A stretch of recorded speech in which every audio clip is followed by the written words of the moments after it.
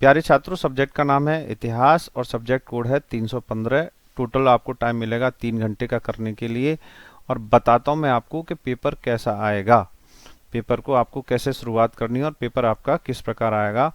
यहाँ पे लिखे हुए हैं मैक्सिमम मार्क्स 100 मार्क्स का कोई पेपर नहीं होता, 80 मार्क्स का होता है। 20 नंबर तो आपके असाइनमेंट में लग गए होंगे, आपके अच्छे असाइनमेंट लगे होंगे। अब बात करते हैं कि आपका पेपर का फॉर्मेट क्या रहता है। इस वीडियो में मैं आपको ये बता रहा हूँ कि आपका जो पेपर है उसका फॉर्मेट क्या रहता है। देखिए, टोटल जो क्वेश्चन आएंगे वो आएंगे 51। पेपर में कितने क्वेश्चन आने वाले हैं? 51 आने हैं और सारे के सारे कंपलसरी हैं, आपको करने ही करने हैं। जो भी क्वेश्चन दे रखा है उसके सामने उसके मार्क्स भी बता रखे हैं। प्रश्न 1 से लेके 20 तक एमसीक्यू आने वाले हैं। 1 से लेके 20 तक क्या आएंगे? एमसीक्यू आने वाले हैं। काफ़ी महत्वपूर्ण होता है ये वाला सेक्शन। इसके लिए मैंने एक एमसीक्यू की वीडियो डाल रखी है हिस्ट्री के अलग से, स्पेशली आप वो देख सकते हैं। अब हम यहाँ पे बात करते हैं 1 से 20 तक तो आपके एमसीक्यू हो गए। एमसीक्यू के बाद आपका क्या आने वाला है? 21 से लेकर 35 तक आपके 2-2 नंबर वाले क्वेश्चन आंसर आते हैं, 2-2 नंबर वाले। अब ये तो हो गए आपका सेक्शन ए। तो सेक्शन ए में कितने क्वेश्चन हो गए? 1 से लेके 35 तक। अब आएगा आपका सेक्शन बी, यानी कि खंड ख शुरू हो जाएगा, जिसमें आपके क्वेश्चन है 36 से लेकर 51 तक के जो क्वेश्चन आंसर हैं वो आपको मिलेंगे सेक्शन बी में। तो प्यारे छात्रों, मैं आपको पास होने का एक गुरु मंत्र देता हूँ। इस मंत्र को अगर तुम याद रखोगे तो कभी भी फेल नहीं होने। अगर आप मेरी वीडियो देख के जा रहे हो तो आपको जो क्वेश्चन पेपर है आखिरी प्रश्न से शुरू करना है, यानी कि आपको शुरुआत करना है 51 से। 51 से 50, 50 से 49, 49 से 48, 48 से 47, 47 से 42। इस तरह आपको ये सारे के सारे क्वेश्चन आंसर करते जाने हैं। पास होने का जो दूसरा गुरु मंत्र है वो आपको कुछ इस तरह याद रखना है। जैसे मैंने ये वीडियो में क्वेश्चन आंसर आपको पढ़ाए तो वहां पे एक शब्द आएगा वर्साई की संधि।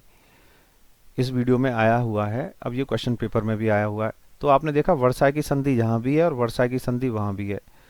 तो ये जो बातें हैं इस पर ज्यादा ध्यान न देकर आपको ये वर्साई की संधि नाम का जो शब्द है इसे पकड़िए और इसके बारे में जो कुछ भी मैंने समझाया वो छाप कर आ जाइए।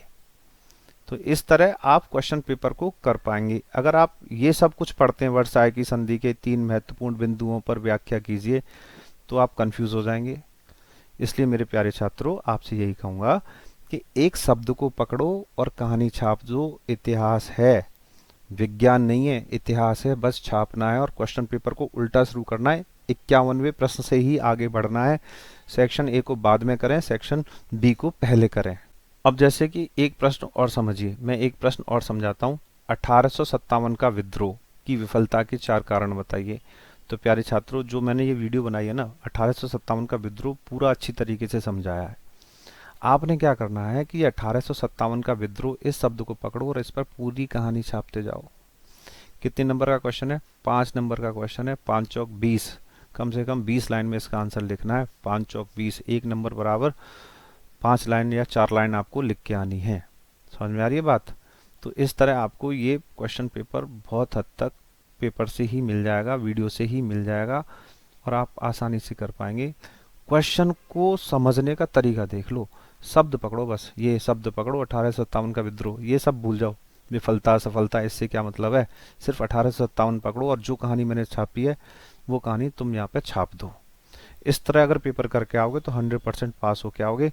अब यहाँ पे क्वेश्चन पेपर में एक और सावधानी जो आपको रखनी है वो ये है कि वैकल्पिक मॉड्यूल 6A और 6B दे रखा है। तो मेरे भाइयों, 6A को पकड़ना ये आसान पड़ेगा आपको। 6A को पकड़ना ये आसान पड़ेगा। अगर समय मिला तो मैं क्वेश्चन पेपर को सॉल्व करके एक वीडियो आपको बना कर दे दूंगा। तो वैकल्पिक मॉड्यूल में से कौन सा करना है आपको? 6A। क्लियर है? तो प्यारे छात्रों, अब क्वेश्चन पेपर को समझो।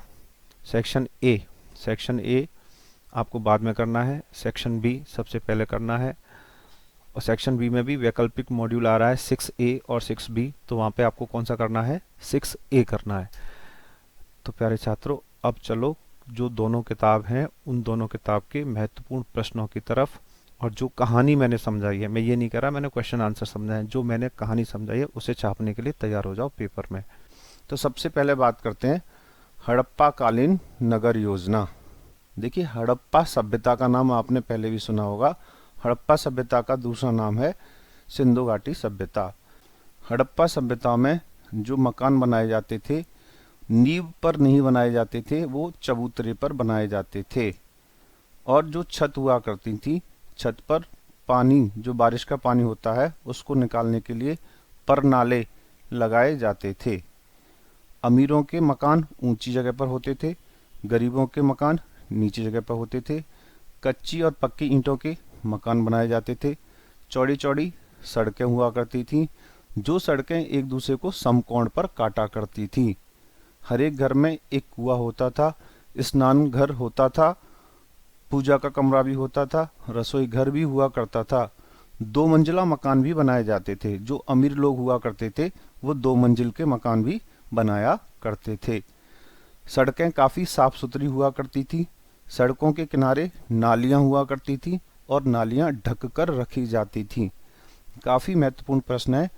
यह प्रश्न मैंने आपको अपनी भाषा में समझा दिया है और आपको जैसा भी समझ में आया है आप वैसा पेपर में छाप कर आइए। अगला जो प्रश्न है, हड़प्पा सभ्यता के धार्मिक जीवन यानी कि धर्म को लेकर ये कैसे थे। देखिए यहाँ पर बात करते हैं तो धार्मिक जीवन काफी महत्वपूर्ण था।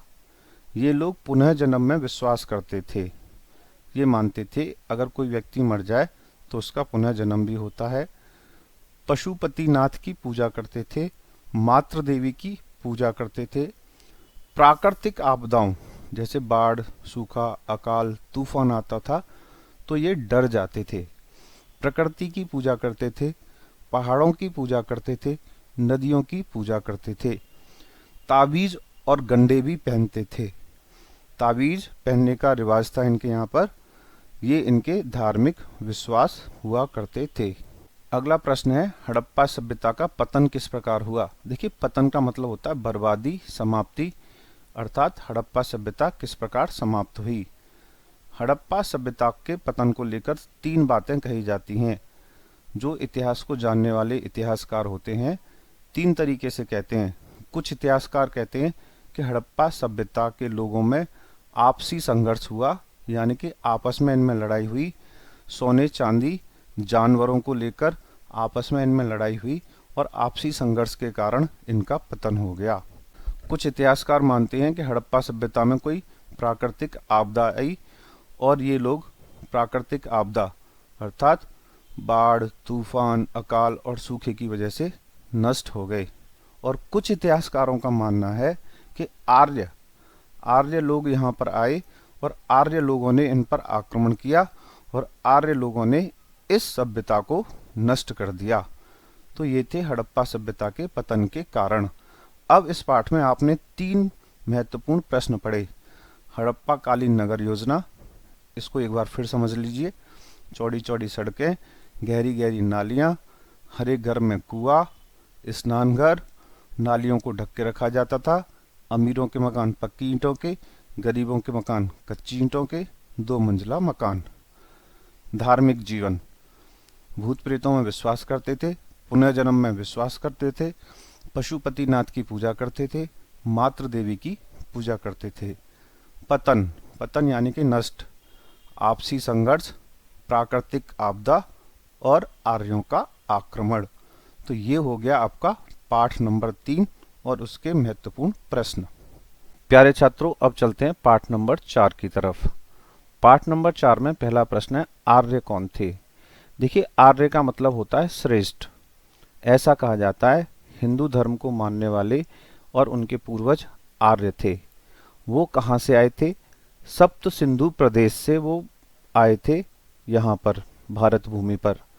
आर्य श्रेष्ठ लोगों को कहा जाता था और कहा जाता है। ऐसा माना जाता है कि सारे जो हिंदू हैं, जो सनातन को मानते हैं, उनके पूर्वज आर्य थे और ये सप्त सिंधु प्रदेश से हमारे यहाँ पर यानी कि भारत भूमि में आए थे। अब बात करते हैं वैदिक काल में ब्राह्मण कैसे इतने महत्वपूर्ण बन गए थे।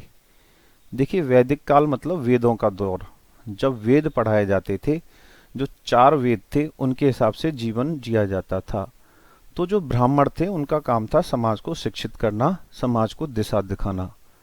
तो ब्राह्मणों का काफी सम्मान किया जाता था, समाज में ब्राह्मणों का दबदबा था और ब्राह्मण समाज को रास्ता दिखाते थे। इस वजह से ब्राह्मणों के पास संपत्ति बहुत अधिक हो गई थी।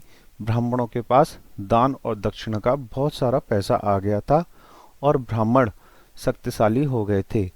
यहाँ तक कि जो राजा महाराजा हुआ करते थे वो भी ब्राह्मणों का बहुत सम्मान करते थे। ब्राह्मण लोगों को रास्ता दिखाते थे, सामाजिक जीवन तय कराते थे, लोगों के लिए पूजा पाठ हवन ये सब कराने का काम ब्राह्मणों का होता था। तो ब्राह्मण सम्मानित होने के साथ साथ पैसे वाले भी हो गए थे, इसलिए ब्राह्मण काफी महत्वपूर्ण हो गए थे। आर्यों की सभ्यता की प्रमुख विशेषताओं का वर्णन करें। देखिए, आर्य जो लोग होते थे, आर्य का मतलब होता है श्रेष्ठ। यहाँ की सभ्यता काफी प्राचीन मानी जाती है। यहाँ पर राजा का बहुत ही महत्वपूर्ण स्थान हुआ करता था। गाय को माता के रूप में देखा जाता था और घोड़े यानी कि अश्व यहाँ पर प्रमुख जानवर हुआ करते थे। यहाँ पर महिलाओं का सम्मान किया जाता था, महिलाओं को शिक्षित किया जाता था और जीवन वेदों के अनुसार जिया जाता था। आर्यों का जो प्रमुख व्यवसाय था वो था खेती, पशुपालन और व्यापार। ये आर्यों के प्रमुख व्यापार हुआ करते थे, अर्थात जीविका हुआ करती थी। आर्यों की सभ्यता काफी प्राचीन रही है और काफी विकसित रही है। प्यारे छात्रों, अब चलते हैं पाठ नंबर 6 की तरफ। यहाँ पर सबसे महत्वपूर्ण प्रश्न है, कुषाण कौन थे और भारत में उनके योगदान की समीक्षा कीजिए। देखिए, आपने एक वंश सुना होगा, कुषाण वंश। कुषाण वंश चीन के आसपास से भारत में आया था, यानी कि इनका जो मूल निवास था वो चीन के आसपास के क्षेत्र में हुआ करता था। यहाँ का सबसे महत्वपूर्ण राजा था कनिष्क। पेपर में कुषाण और कनिष्क के बारे में कुछ भी आए तो आपको यही छापना है। कनिष्क बहुत महान था और उसने बौद्ध धर्म को अपनाया था। कनिष्क को कला से बहुत ज्यादा प्रेम था। कला का मतलब है यहाँ पे मूर्तिकला, चित्रकला। इसने अलग अलग जगह पर कई स्कूल भी खुलवाए थे कला के लिए, जैसे कि मथुरा में खुलवाया और इसने जो स्कूल खुलवाया अमरावती में खुलवाया एक स्कूल। यहाँ पर बच्चे मूर्तिकला सीखा करते थे। ऐसा कहा जाता है भारत में जो सिक्के चले वो सबसे पहले कुषाण वंश ने ही चलाए थे, ऐसा कहा जाता है। कुषाण जो लोग थे वो बौद्ध धर्म को मानते थे और इनका मूल निवास चीन के आसपास हुआ करता था। तो ये वाली कहानी आपको छाप के आनी है, कुषाण कौन थे और कनिष्क कौन था। पेपर में अधिकतर ये प्रश्न आता है, इस प्रश्न को हल्के में ना लिया जाए। प्यारे छात्रों, अब चलते हैं प्रश्न नंबर 4 की तरफ। गौतमीपुत्र सतकर्णी की उपलब्धियों पर संक्षिप्त टिप्पणी लिखिए। जैसा कि आपको प्रश्न को देखकर समझ में आ रहा है, जो सतकर्णी था वो गौतमी का पुत्र था। गौतमी पुत्र सतकर्णी ने अपनी नाम के साथ अपनी माँ का नाम जोड़ा। यह नारी शक्ति को सम्मान देने का उसका एक तरीका था। गौतमी पुत्र सतकर्णी का संबंध है सातवाहन वंश से। ऐसा कहा जाता है सातवाहन वंश का वह 23वां शासक था। उसके समय में सातवाहन वंश काफी समृद्ध बन गया था। गौतमीपुत्र सतकर्णी के शासनकाल को सातवाहन वंशों का पुनः उद्धार काल कहा जाता है। कई शिलालेख उसके नाम के मिले हुए हैं। गौतमीपुत्र सतकर्णी के शासनकाल में सातवाहन वंश आंध्र प्रदेश, तेलंगाना और महाराष्ट्र तक फैला हुआ था। इसलिए इसका नाम सातवाहन वंश में काफी सम्मान के साथ लिया जाता है। गौतमीपुत्र सतकर्णी महिलाओं का सम्मान करता था, अपनी माता से अधिक सुझाव लिया करता था, काफी महान योद्धा था और यह हिंदू धर्म को मानता था और इसने हिंदू धर्म का प्रचार प्रसार भी बहुत किया। प्यारे छात्रों, अब चलते हैं पाठ नंबर 7 की तरफ। हम यहाँ पर बात करते हैं गुप्त साम्राज्य की। सबसे पहले आपको ये समझना होगा, पेपर के हिसाब से ये बहुत ही महत्वपूर्ण पाठ है, इसमें से कोई ना कोई प्रश्न तो आएगा। तो मैं आपको एक छोटी सी कहानी सुनाई देता हूँ गुप्त साम्राज्य के बारे में, और यही कहानी आपको छाप के आनी है। इस कहानी में ये सारे के सारे जो प्रश्न आपकी स्क्रीन पर दिख रहे हैं कवर हो जाएंगे। तो सबसे पहले बात करते हैं कि जो गुप्त साम्राज्य था उसकी स्थापना कब हुई थी।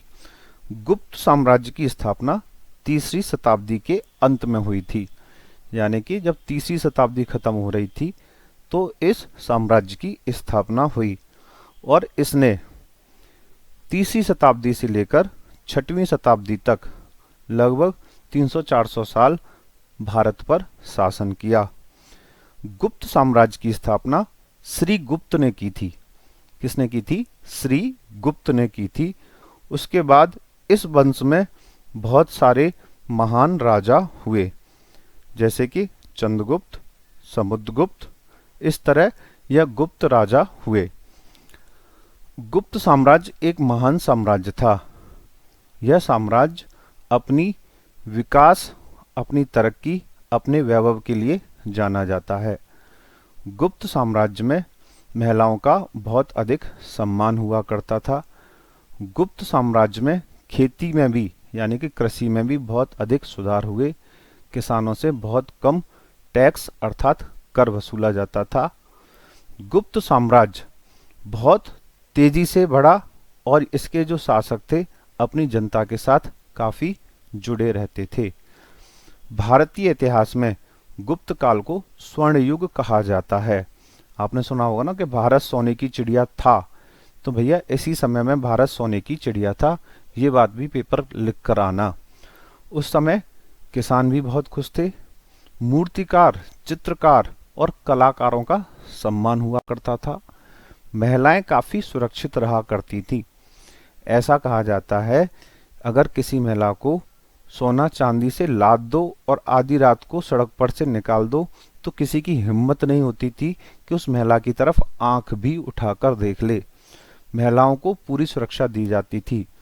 छोटे छोटे अपराधों के लिए बड़ी से बड़ी सजा दी जाती थी, और इस काल को भारतीय इतिहास का स्वर्ण युग कहा जाता है।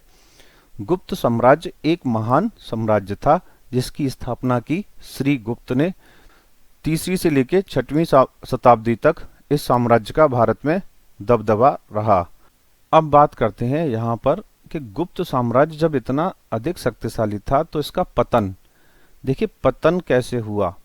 पतन का मतलब होता है बर्बादी। जैसे कि आपने हड़प्पा सभ्यता का पतन सुना था ना, कि हड़प्पा सभ्यता का पतन कैसे हुआ, तो ऐसे ही गुप्त साम्राज्य का भी पतन हुआ। कैसे हुआ? इतिहासकारों के अनुसार, इस शब्द को बहुत ज्यादा लिखते रहिए पेपर में, इतिहासकारों के अनुसार, कुछ इतिहासकार मानते हैं।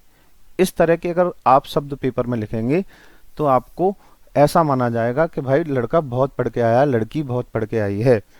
तो गुप्त साम्राज्य के पतन के कारण जो थे, सबसे पहले आता है विदेशी आक्रमणकारी, और जिसमें थे हूण। ऐसा कहा जाता है कि गुप्त साम्राज्य की सेना कमजोर होने लगी थी, तो हूण जो थे उन्होंने गुप्त साम्राज्य पर हमला किया और गुप्त साम्राज्य का पतन कर दिया। दूसरा, सेना की दुर्दशा। गुप्त साम्राज्य की सेना कमजोर पड़ने लगी थी, सेना में भ्रष्टाचार आ गया था, और सेना में जब सैनिक भर्ती किए जाते थे तो उनको लेकर भी धांधलेबाजी होती थी। उत्तराधिकारी, यानी कि जो बाद के राजा हुए, इतने समर्थ और शक्तिशाली नहीं हुए जितने के पहले राजा थे। सामंत और रईसों के बीच आपसी लड़ाई। जो गुप्त साम्राज्य के सैनिक, सेनापति और रईस लोग हुआ करते थे, उनके आपस में ही मतभेद हो गए थे, जिसकी वजह से यहाँ पर पतन की प्रारंभ हो गया। कमजोर गुप्तचर व्यवस्था। जो गुप्तचर हुआ करते थे, जो दूसरे राज्यों की खबर लाकर दिया करते थे और राजा को ये बताते थे कि आपके खिलाफ यहाँ पर साजिश हो रही है, तो वो क्या हो गए थे? कमजोर हो गए थे। यानी कि उन पर ध्यान नहीं दिया जा रहा था, उनको अच्छी तरह से वेतनमान नहीं दिया जा रहा था। तो गुप्तचर व्यवस्था के कमजोर होने के कारण इतना विशाल गुप्त साम्राज्य क्या हो गया? पतन हो गया। तो ये है महत्वपूर्ण प्रश्न और इसका आंसर।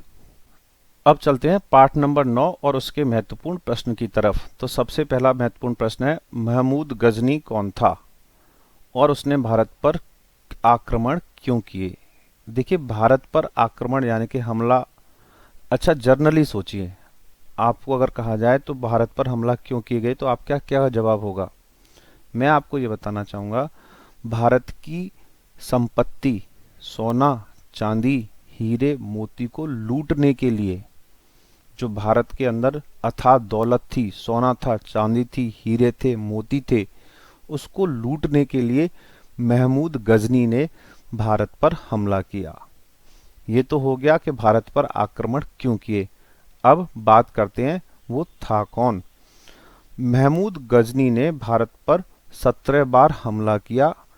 गजनी, जो गजनी जगह थी यानी कि अफगानिस्तान, अफगानिस्तान का राजा था, उसने भारत पर हमला करने वाला पहला तुर्की था। यानी कि महमूद गजनी जो था वो पहला तुर्की था जिसने भारत पर हमला किया था। महमूद गजनी ने भारत की संपत्ति को हासिल करने के लिए 17 बार हमला किए और इसने यहाँ पर मंदिरों को लूटा। इसको पता था कि भारत में जो सोना चांदी है वो अधिकतर मंदिरों के पास है। इसने कांगड़ा, मथुरा, ज्वालामुखी जैसे मंदिरों को नष्ट कर दिया और यहाँ पर इसने बहुत भयंकर नरसंहार किया। इसने बहुत ज्यादा लोगों को मारा और उनका अपहरण भी कर लिया। महमूद जो गजनी था वह अपने हमले में इसलिए सफल हुआ क्योंकि भारत के जो राजा थे उसमें आपसी फूट थी और महमूद गजनी यह बात अच्छी तरह से जानता था। अफगानिस्तान से आया और 17 बार भारत के मंदिरों को लूटा, यहाँ से सोना चांदी लूट कर ले गया। तो भैया मैं कहूँगा महमूद गजनी एक लुटेरा था, हत्यारा था, जिसने हिंदुओं के मंदिरों को लूटा और हिंदुओं को बहुत ही बड़ी संख्या में मारा, और जो अफगानिस्तान से आया था और 17 बार इसने भारत पर हमला किया। अगला जो प्रश्न बता रहा हूँ ये काफी महत्वपूर्ण है। अलाउद्दीन खिलजी और बाजार सुधार या बाजार नियंत्रण, बहुत ही महत्वपूर्ण प्रश्न है पेपर की दृष्टि से, आप जरा गौर फरमाइए। अलाउद्दीन खिलजी कौन था और उसके बाजार सुधार क्या थे? अलाउद्दीन खिलजी खिलजी वंश से था। किस वंश में आता है? खिलजी वंश में आता है। और इसने अपने ससुर की हत्या की। ससुर का नाम था जलालुद्दीन खिलजी और साम्राज्य पर कब्जा किया।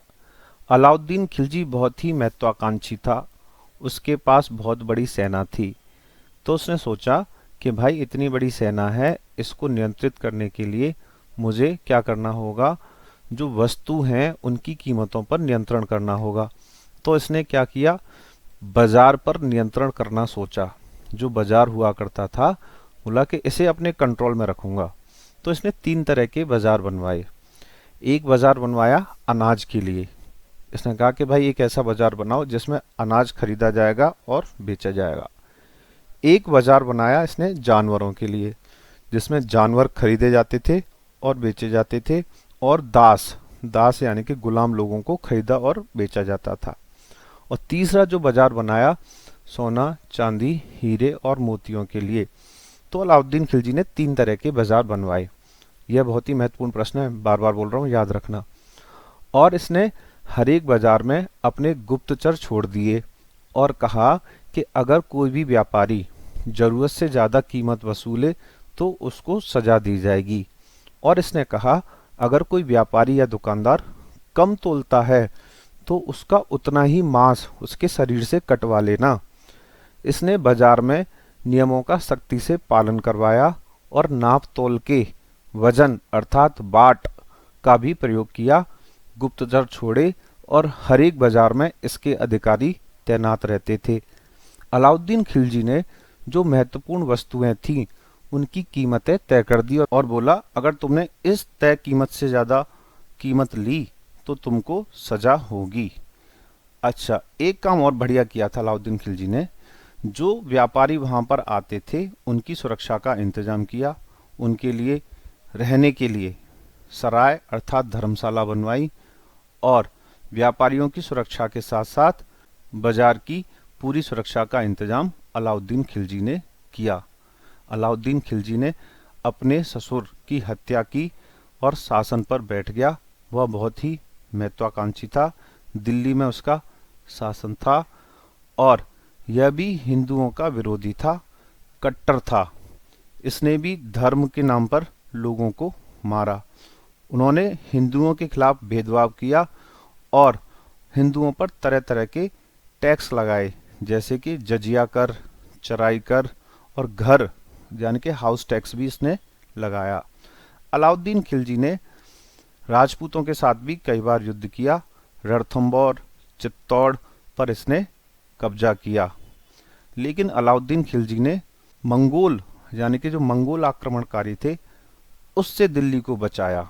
तो ये सब आपको लिख कर आना है अलाउद्दीन खिलजी के बारे में। 3 तरह के बाजार, अनाज का बाजार, जानवर और गुलामों का बाजार और महंगी वस्तुएं सोना चांदी का बाजार, यह अलाउद्दीन खिलजी ने बाजार सुधार किए और बाजारों में गुप्तचर छोड़े और व्यापारियों की रक्षा की और जो अनाज या खाने पीने की चीजें थी उनकी कीमतें तय कर दी अलाउद्दीन खिलजी ने। अब बात करते हैं मोहम्मद तुगलक। तीसरा और महत्वपूर्ण प्रश्न है इस पाठ का। तीनों ही प्रश्न काफी महत्वपूर्ण है। मोहम्मद तुगलक का पूरा नाम है मोहम्मद बिन तुगलक। इसको इतिहास में पागल और सनकी बादशाह के नाम से जाना जाता है। इंसान तो ये काफी पढ़ा लिखा था, योग्य था और फैसले भी अच्छा लेता था, लेकिन इसकी किस्मत ही खराब थी, तो इसे इतिहास में पनौती बादशाह के नाम से भी जाना जाता है। तो सबसे पहले बात करते हैं राजधानी परिवर्तन। दिल्ली इसकी राजधानी थी। इसने सोचा भाई अब दिल्ली की वो राजधानी छोड़ देते हैं और दिल्ली की राजधानी को कहाँ ले जाते हैं, अब औरंगाबाद।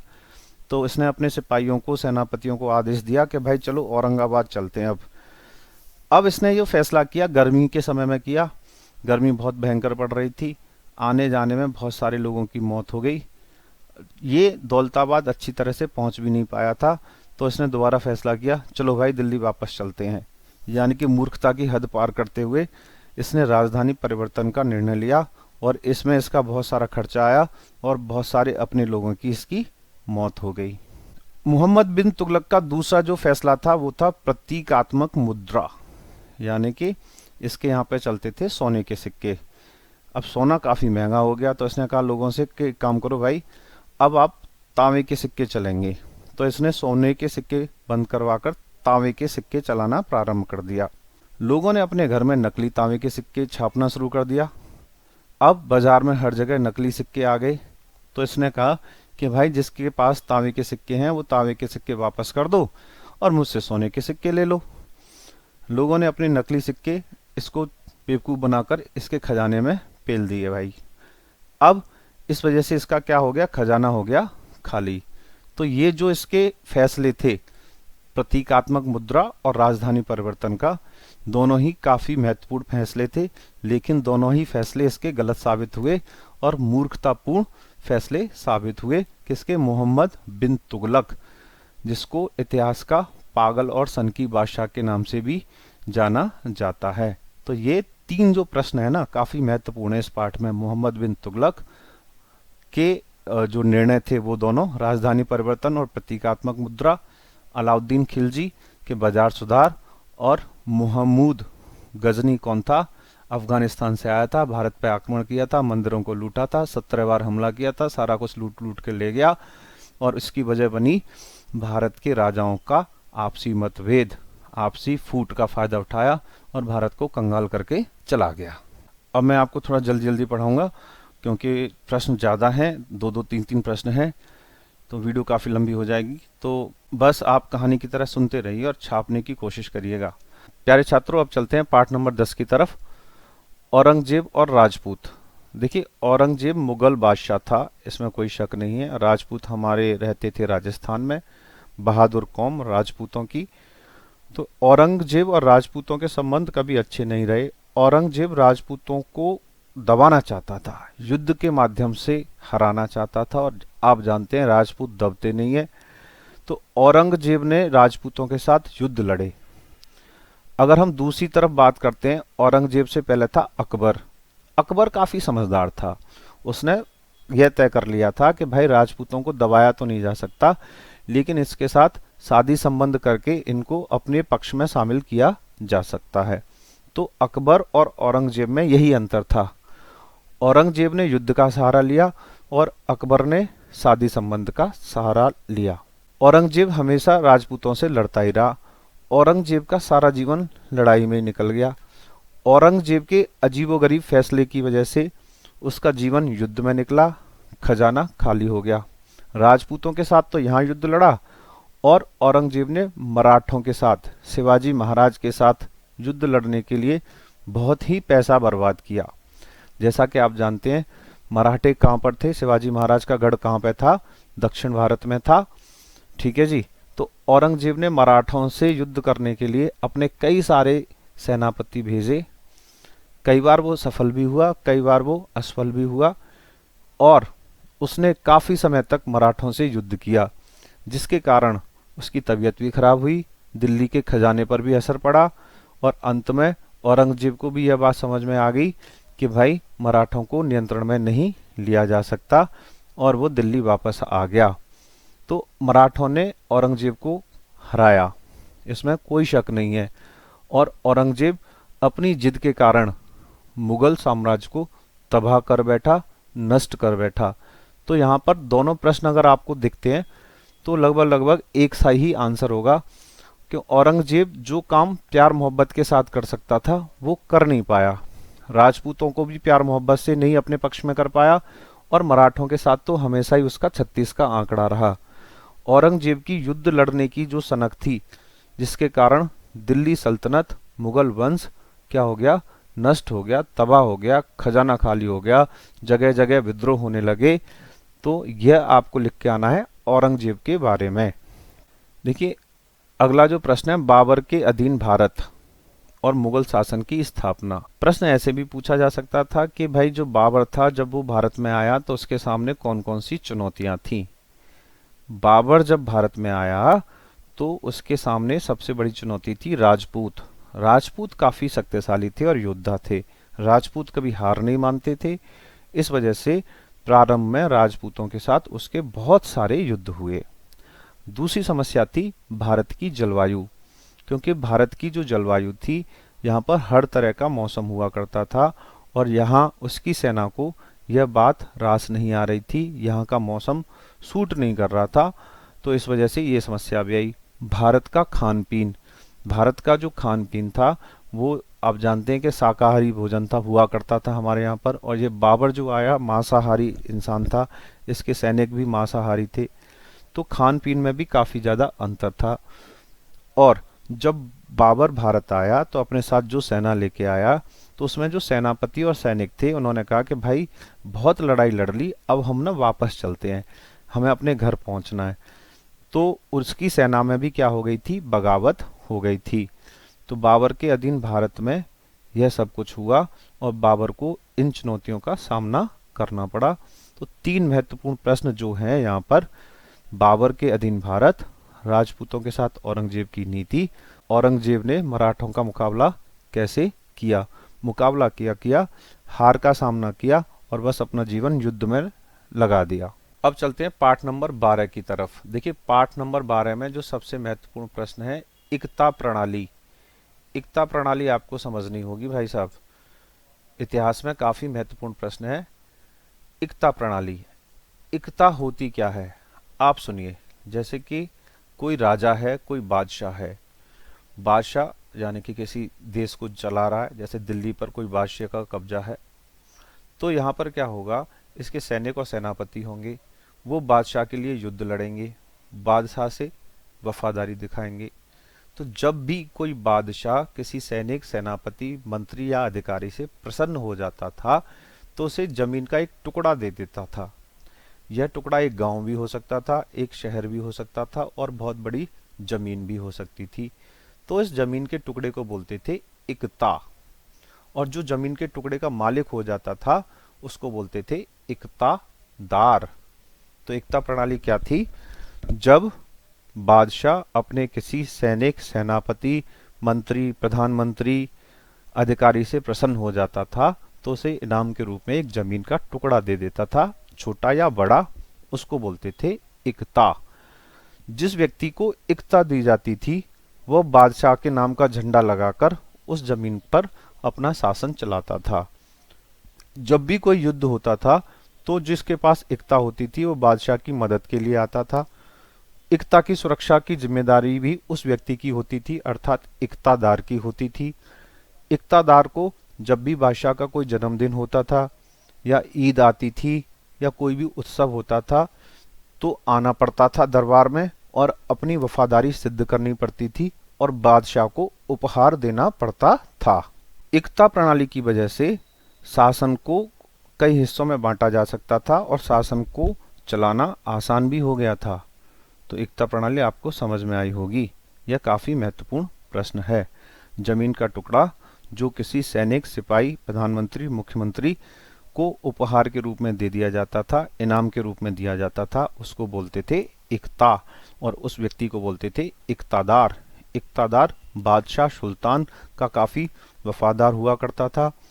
युद्ध के दौरान मदद करनी पड़ती थी, वहां से टैक्स वसूल करके उसे सरकारी खजाने में जमा कराना पड़ता था और जब भी कोई फंक्शन होता था, जन्मदिन हुआ करता था, ईद हुआ करती थी तो उसको अपनी वफादारी प्रस्तुत करने के लिए दरबार में बादशाह सलामत के सामने आकर उपहार देने पड़ते थे। देखिए ये प्रश्न फिर आ गया, अलाउद्दीन खिलजी के बाजार सुधार। काफी महत्वपूर्ण प्रश्न है, पहले डिस्क्राइब कर चुका हूं तो उसे एक बार और अच्छी तरीके से देख लेना। अब चलते हैं प्रश्न नंबर 7 की तरफ। मीर बख्शी, मीर बख्शी कौन हुआ करता था मुगल दरबार में? सेनापति। कौन हुआ करता था? सेनापति हुआ करता था। सैन्य प्रशासन का प्रमुख हुआ करता था और पूरी सैन्य व्यवस्था का नेतृत्व करता था। यह पद यानी कि जो मीर बख्शी का जो पद है वह काफी महत्वपूर्ण था और मुगल दरबार में काफी इसका सम्मान भी हुआ करता था और इसकी जिम्मेदारी भी हुआ करती थी। सेना की देखभाल, सेना का रखरखाव, सेना का संचालन करने का काम किसको दिया जाता था? मीर बख्शी को दिया जाता था। तो एक तरह से कह सकते हैं सेना का कमांडर इन चीफ हुआ करता था मीर बख्शी। अब बात करते हैं दीवाने कुल। देखिए दीवाने कुल क्या होता था? मुगल दरबार में जो फाइनेंस मिनिस्टर अर्थात जो वित्त मंत्री हुआ करता था उसको बोला जाता था दीवाने कुल। समझ में आया? पैसे का जो हिसाब किताब रखता था, खजाने की जो देखभाल करता था, खजाने के जो रिकॉर्ड रखा करता था, उस सबको बोला करते थे दीवाने कुल। तो दीवाने कुल एक ऐसा पद था, एक ऐसा अधिकारी हुआ करता था जो पैसे से संबंधित सारे लेन देन देखा करता था मुगल दरबार में, और मीर बख्शी था जो सेना से संबंधित काम को देखा करता था। दोनों ही महत्वपूर्ण पद हुआ करते थे। अब आ जाओ जी पार्ट नंबर 14 की तरफ। यहाँ पर चलते हैं अमीर खुसरो कौन था। देखिए अमीर खुसरो जो था एक सूफी था, सूफी संत था, कवि था, संगीतकार था और विद्वान था, यानी कि मल्टी टैलेंटेड इंसान था। उसका जन्म हुआ था 1253 में, उत्तर प्रदेश के पटियाली में हुआ था। उसका जो असली नाम था वो था अबुल हसन और जो खुसरो नाम है उसको बाद में दिया गया। उसको अरबी भाषा, संस्कृत भाषा और हिंदी भाषा का बहुत अच्छा ज्ञान था। हजरत निजामुद्दीन औलिया का शिष्य था और उसने गजल की शुरुआत करी थी और उन्हें भारत की आवाज के नाम से भी जाना जाता था। उसने बहुत सारे शेर लिखे, शायरी लिखी, गजल लिखी, सूफीवाद को मानता था। तो ये हो गया अमीर खुसरो और उसको कव्वाली का जनक यानी कि फादर ऑफ कव्वाली भी कहा जाता था। कई भाषाओं का ज्ञान था, मल्टी टैलेंटेड आदमी था भाई अमीर खुसरो। अब आ जाओ जी सूफी शिक्षा, सूफीवाद। ये भी एक महत्वपूर्ण प्रश्न आ जाता है, कई प्रकार से आ जाता है। तो सूफीवाद या सूफी शिक्षा या भारत में सूफीवाद का प्रचार प्रसार कैसे हुआ तो समझ लीजिए। आप सूफीवाद को समझ लीजिए, बाकी सारी कहानी इसी पर छाप देना। देखो अगर आप हिंदू हो तो मंदिर जाते हो, मुसलमान हो तो मस्जिद जाते हो पूजा पाठ के लिए, लेकिन अगर आप सूफीवाद को मानते हो तो आप दरगाह पे जाते हो, जैसे कि दिल्ली में हजरत निजामुद्दीन की दरगाह। सूफी वाले जो होते हैं अपने जो पीर होता है, पीर यानी कि गुरु की दरगाह यानी कि गुरु के दरबार में जाते हैं। यहाँ पर कव्वाली होती हैं। जो लोग सूफीवाद को मानते हैं और सूफीवाद में विश्वास करते हैं वो दौलत से, धन से, संपत्ति से दूर रहते हैं। सूफीवाद एक जरिया है अपने आप को अपने भगवान से, अपने पीर से जोड़ने का। सूफीवाद, समझ में आ रहा है आपको सूफीवाद? तो सूफी गाने भी सुने होंगे आपने बहुत सारे, सूफी गजल भी सुनी होंगी आपने। अगर आप दिल्ली में रहते हैं तो आपने सुना होगा साहब हजरत निजामुद्दीन की दरगाह। तो सूफी वाले जो कहते थे कि धन तो ज्यादा इकट्ठा नहीं करना है, सूफीवाद वाले जो होते थे रहस्यमय हुआ करते थे, अपने गुरु की जो सेवा करते थे उनके दरबार में यानी कि दरगाह पर सेवा करते थे। तो ये है सूफीवाद।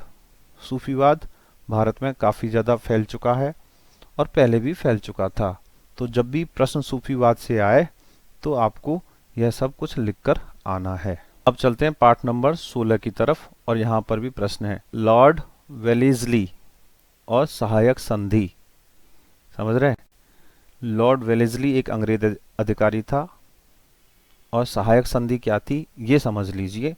तो सहायक संधि भारतीय राजाओं को बेवकूफ बनाने का एक तरीका था भाई। ये लॉर्ड वेलेस्ली था, भारतीय राजाओं के पास गया और इसने कहा कि भाई मैं आपकी सहायता करूंगा, अगर आपसे कोई युद्ध करेगा तो आपकी जगह मैं युद्ध करूंगा और इसके बदले आपको एक निश्चित राशि लगभग 1 लाख रुपए वार्षिक हमें देनी पड़ेगी। यानी कि सहायता के नाम पर इसने क्या कर ली, संधि कर ली। दिमाग लगाया भाई इसने, लॉर्ड वेलेस्ली ने। अब इसने संधि तो कर ली, धीरे धीरे इसने कई सारी राजाओं से संधि कर ली और उनसे कहा कि आपको अपने राज्य में हमारी एक सैनिक टुकड़ी भी रखनी पड़ेगी और उन सैनिकों का खर्चा भी आप उठाएंगे। और बाद में इसने कह दिया कि जिसने हमसे संधि की है अगर वो आपस में एक दूसरे से लड़ेंगे तो ये संधि को तोड़ा हुआ माना जाएगा।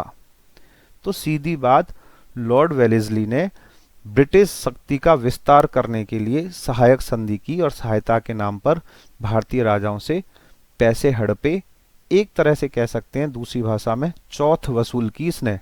इसने कहा कि भाई प्रोटेक्शन मनी लूंगा मैं आपसे। तो ये थी लॉर्ड वेलेस्ली की सहायक संधि। अब भाई दूसरा अंग्रेज डलहौजी, इसकी थी राज्य हड़प नीति। डलहौजी की राज्य हड़प नीति। इसने क्या कहा, इसने उन भारतीय राजाओं के पास गया जिनकी कोई भी संतान नहीं थी, जैसे कि हम बात करते हैं झांसी की रानी, और उनसे कहा कि भाई आपके कोई संतान नहीं है इसलिए आपका राज्य हमारे राज्य में शामिल कर लिया जाता है। समझ रहे हैं आप? डलहौजी ने ऐसे भारतीय राजा जिनकी कोई संतान नहीं थी, जिनको वंश को बढ़ाने वाला कोई नहीं था, उनका राज्य हड़पने के लिए डलहौजी ने राज्य हड़प नीति प्रारंभ की।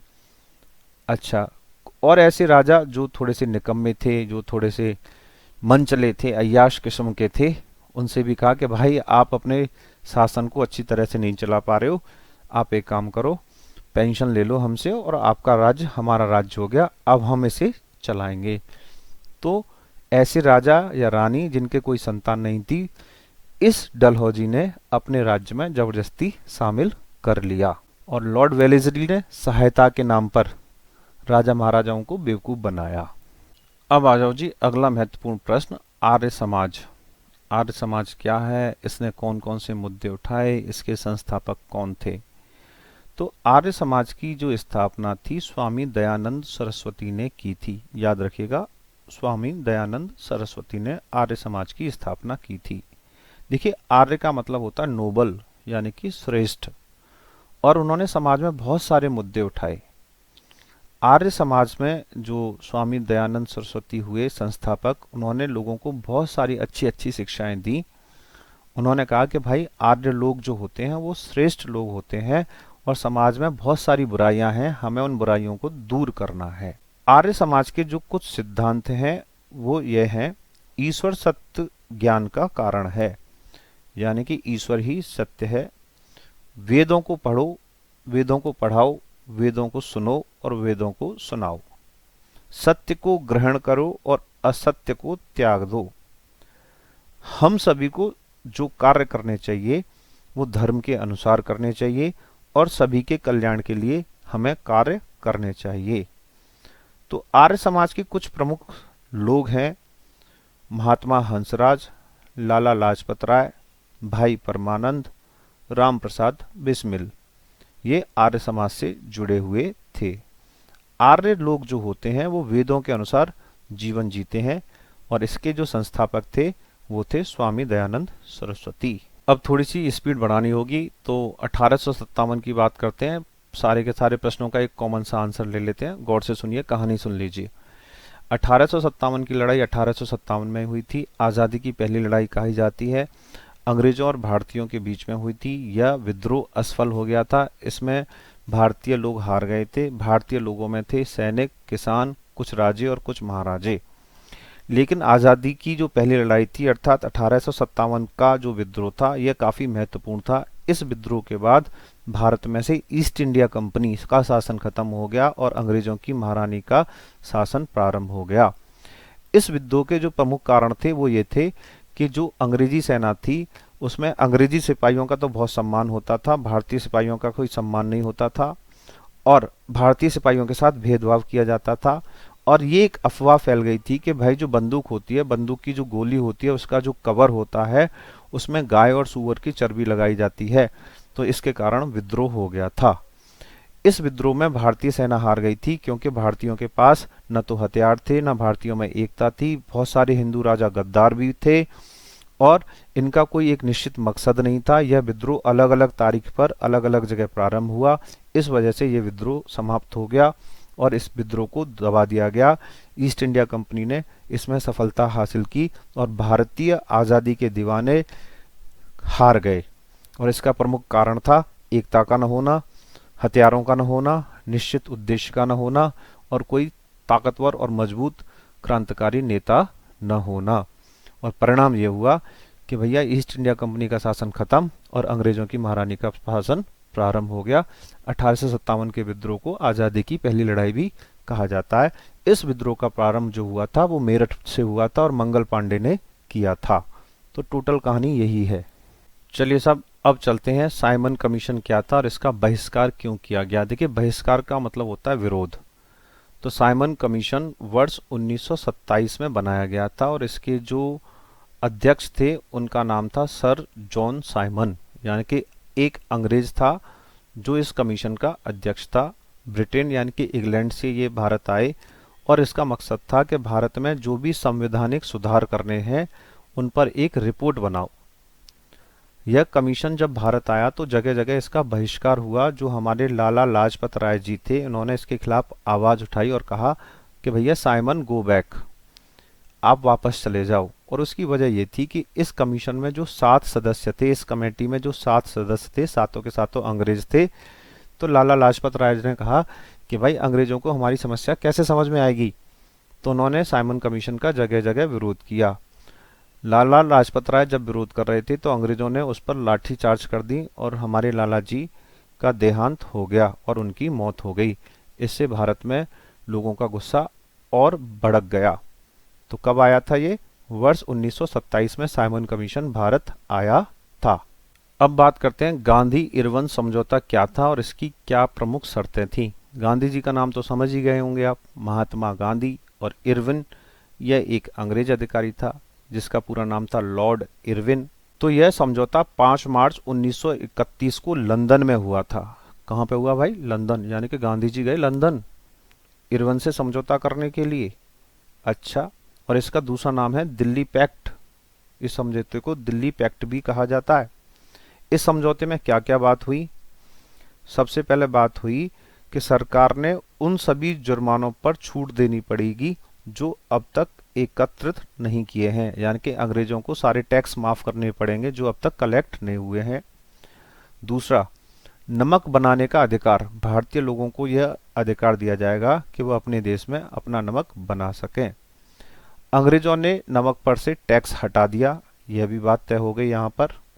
और ऐसे बहुत सारे लोग थे जिन पर आज़ादी के लिए हिंसा करने का आरोप था और उन सभी को क्या किया जाए? छोड़ दिया जाए। और जो राजनीतिक बंदे थे, राजनीतिक बंदे यानी कि जो पॉलिटिकल लोग थे, उनको क्या कर दिया जाए? अंग्रेज छोड़ दें। तो यह समझौता हुआ था गांधी और लॉर्ड इरविन के बीच में 5 मार्च 1931 को लंदन में यह समझौता हुआ था और इसे दिल्ली पैक्ट के नाम से जाना जाता है। इसके बाद भारतीय लोगों को नमक बनाने की छूट मिल गई थी, कुछ भारतीय लोगों को जेलों से आज़ाद कर दिया गया था। यह समझौते में तय किया गया। पाठ नंबर 23 में बात करते हैं जार, रूस, रूस की क्रांति, 1915 1917, सब कुछ समझ लो एक ही बार में। तो जार एक निकम्मा तानाशाह राजा था रूस के अंदर। जार था एक निकम्मा और तानाशाह अय्याश राजा था रूस के अंदर। तो भैया वर्ष 1917 में वहां पे हुआ विद्रोह। जो जनता थी उसने कर दिया जार के खिलाफ में विद्रोह। जनता इतने जोश में आ गई, जनता इतने रोष में आ गई कि उन्होंने जार को सत्ता से हटा दिया और जार को उन्होंने मार दिया और रूस में हुई लोकतंत्र की स्थापना। जार जो था बहुत ही निकम्मा था, अय्याश था, किसानों पर अत्याचार करता था, सेना पर अत्याचार करता था और जार के जो अधिकारी थे वो भी जार की तरह भ्रष्ट थे। जनता को यह बात समझ नहीं आई, पसंद नहीं आई, जनता ने कर दिया विद्रोह, जार को हटाया गया और रूस के अंदर लोकतंत्र की स्थापना हुई। इसे रूस की क्रांति के नाम से जाना जाता है और जार का जो शासन था वह खत्म कर दिया गया। किसान बहुत नाराज थे, बहुत ज्यादा टैक्स लेता था किसानों से। भाई किसानों पर तरह तरह के अत्याचार होते थे, रूस के अंदर बहुत भ्रष्टाचार था। तो ये हो गया आपका जार, रूस की क्रांति। अब देख लो पाठ नंबर 24 का ये वाला प्रश्न, वर्साई की संधि के क्या प्रावधान थे और इसने दूसरे युद्ध के बीज बोए। देखो जैसे भारत में दिल्ली एक जगह है, ऐसी वर्साई एक जगह है। यहाँ पर प्रथम विश्व युद्ध के बाद क्या हुआ, समझौता हुआ ऐसे देश जो जीते हुए थे और हारे हुए थे, यानी कि विजेता देश और जो हारने वाले देश के बीच में एक समझौता हुआ वर्साई में, तो उसे बोला गया वर्साई की संधि। अब हारे हुए देश कौन से थे, जर्मनी और इटली हारे हुए देश थे, जीते हुए देश थे हमारे ब्रिटेन। तो भैया इन्होंने क्या किया, जो जीते हुए और शक्तिशाली देश थे, इन्होंने जो हारे हुए देश थे उनकी बहुत सारी जमीन अपने कब्जे में ले ली, उनकी सेना को कम कर दिया, उनकी जो हथियार थे वो भी ले लिए, कोयले, लोहे और सोने की जो खदानें थीं वो भी ले लिए। तो वर्साई की संधि एक अपमान थी।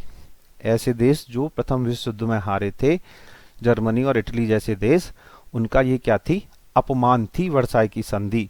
और इस संधि ने दूसरे युद्ध के बीज बो दिए। देखो भाई संधि वो होती है जिसमें दोनों पक्ष संतुष्ट हों, लेकिन वर्साई की संधि तो एक तमाचा था हारे हुए देशों के गाल पर। तो इसने दूसरे विश्व युद्ध के क्या बो दिए, बीज बो दिए। इस तरह की कहानी आपको लिखने आनी है।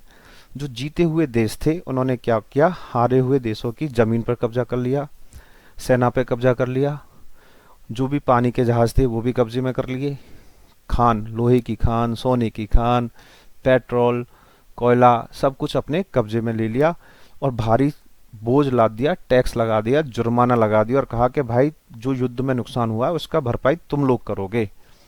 तो वर्साई की संधि एक संधि न होकर क्या थी, एक अपमान थी। और यो द्वितीय विश्व युद्ध जो हुआ उसके बीज इस संधि में बो दिए गए थे।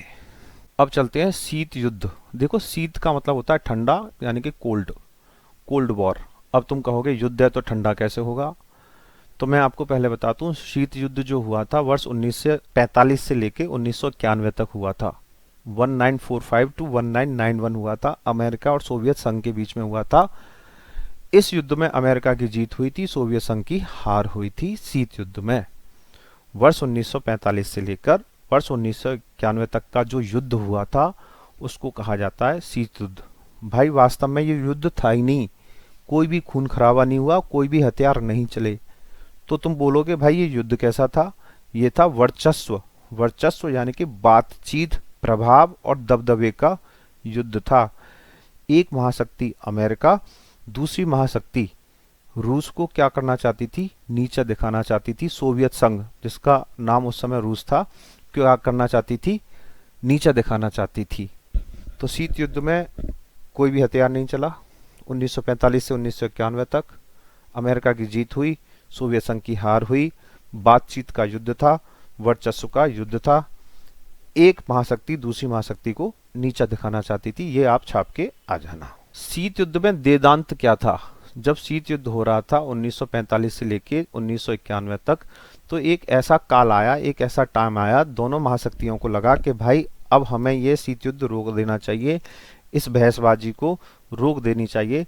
तो शांति का जो दौर था, शांति का जो दौर था, शीत युद्ध के दौरान शांति का जो दौर था जिसमें दोनों महाशक्तियों के संबंध आपस में सुधरने लगे थे, उसको बोला जाता है देदांत। नया शीत युद्ध क्या था? जब देदांत खत्म हो गया तो शीत युद्ध दोबारा से प्रारंभ हो गया। देदांत जब खत्म हो गया तो शीत युद्ध दोबारा से प्रारंभ हो गया, तो उसे बोला जाता है नव शीत युद्ध।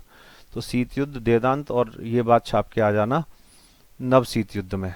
देखिए अगला जो महत्वपूर्ण प्रश्न है वो ये है, बर्लिन नाकाबंदी क्या है?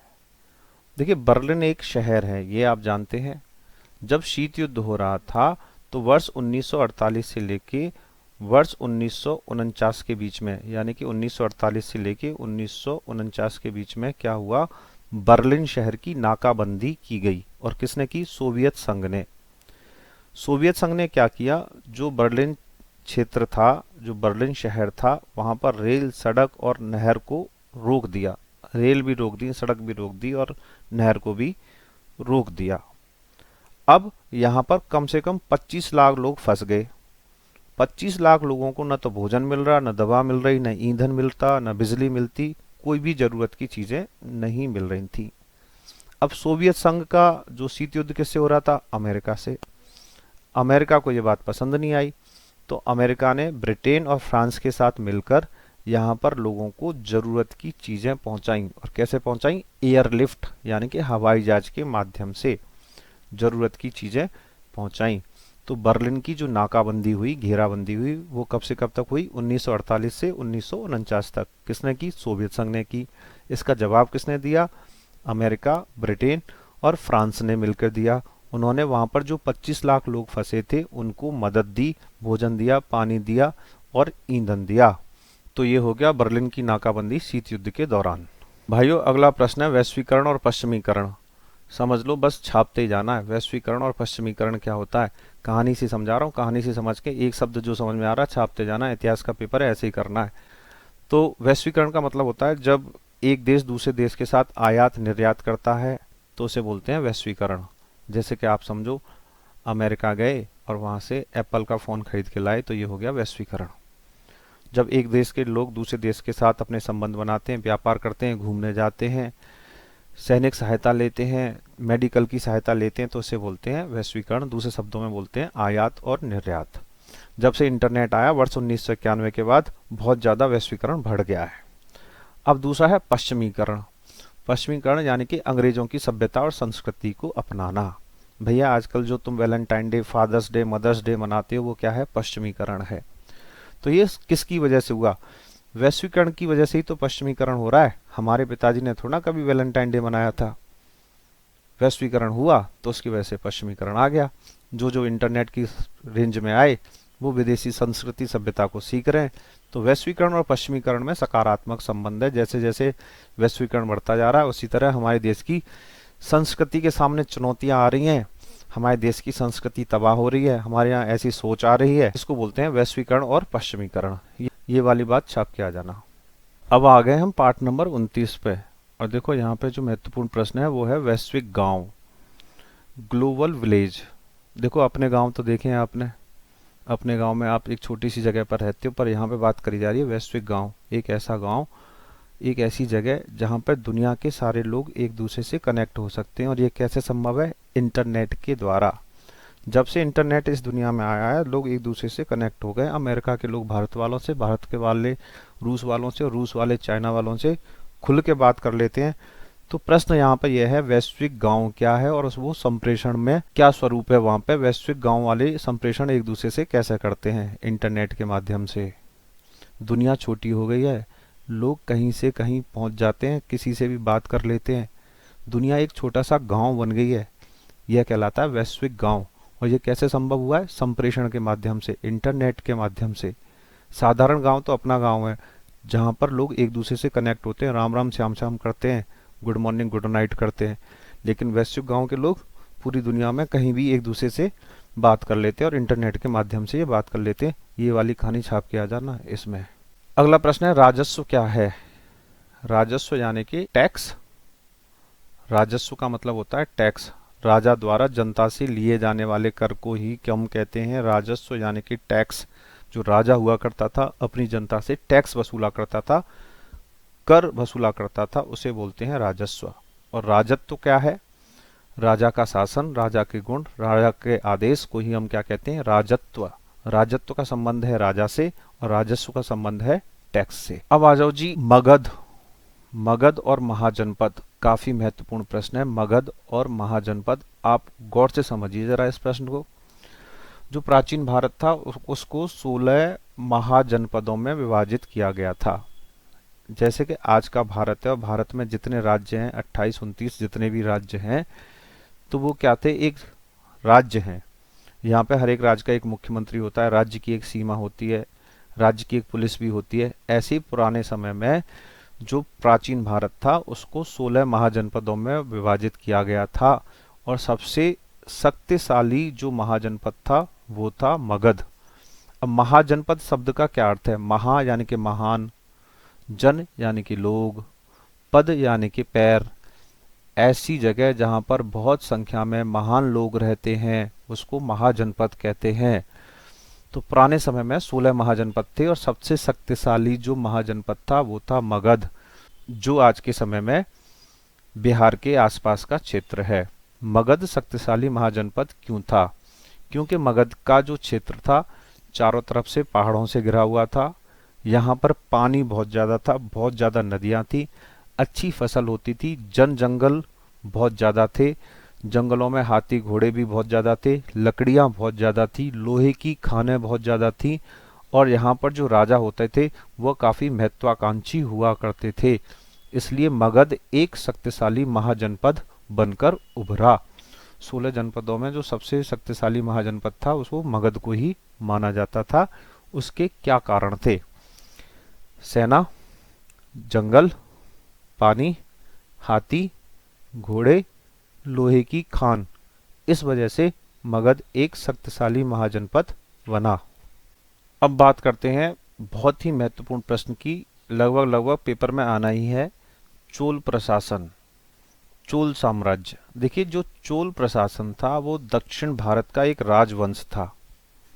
दक्षिण भारत में चोल राजवंश था जिसने 9वीं शताब्दी से लेकर 13वीं शताब्दी के बीच में बहुत ही दमदार तरीके से हिंदू साम्राज्य का निर्माण किया, 9वीं से लेकर 13वीं शताब्दी तक।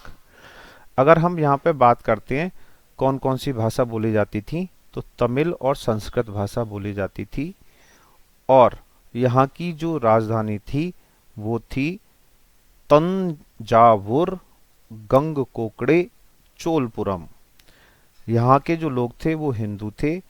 यहाँ का जो सबसे दमदार शासक था वो माना जाता है विजयालय चोल और बाद में जो शासक हुआ राजेंद्र चोल। यह शासन काफी महत्वपूर्ण था।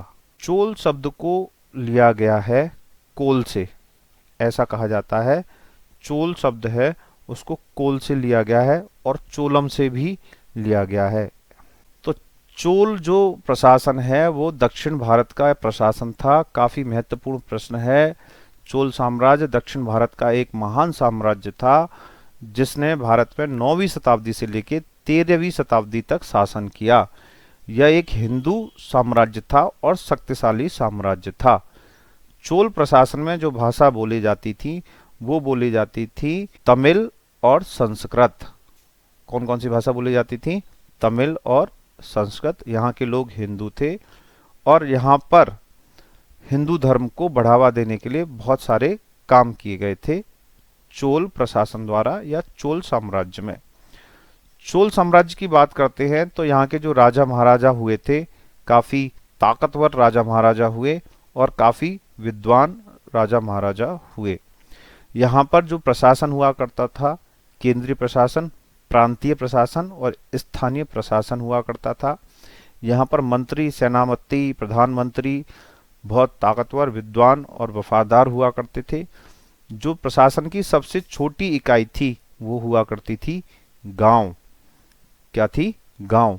सबसे छोटी जो इकाई थी वो गांव माना जाता था, वहां पर स्थानीय प्रशासन हुआ जाता था। और चोल प्रशासन में गांव को कहते थे कुर्रम। क्या कहते थे? कुर्रम। जो गांव का जो समूह होता था उसे कहते थे कुर्रम। चोल प्रशासन तुंगभद्रा नदी के आसपास था। कौन सी नदी? तुंगभद्रा नदी के पास दक्षिण भारत में 9वीं शताब्दी से लेकर 13वीं शताब्दी तक था। चोल काल क्यों प्रसिद्ध है? मतलब ये जो हम पढ़ रहे हैं, क्यों पढ़ रहे हैं? क्योंकि चोल काल में जो सिंचाई की व्यवस्था थी, यानी कि खेतों की जो सिंचाई करने की व्यवस्था थी, काफी उत्तम थी। चोल प्रशासन में बहुत बड़े बड़े सड़कें, राजमार्ग बनवाए गए थे, बहुत बड़े बड़े मंदिर बनवाए गए, बहुत विशाल मंदिर बनवाए गए, पत्थरों के ऊंचे ऊंचे प्राचीन मंदिर बनवाए गए, हिंदुओं के मंदिर बनवाए गए, विष्णु भगवान के मंदिर बनवाए गए, शिव भगवान के मंदिर बनवाए गए, और मंदिरों की दीवार पर बहुत बेहतरीन चित्र बनाए गए। प्रशासन की सबसे छोटी इकाई गांव हुआ करती थी। राजा सबसे शक्तिशाली हुआ करता था।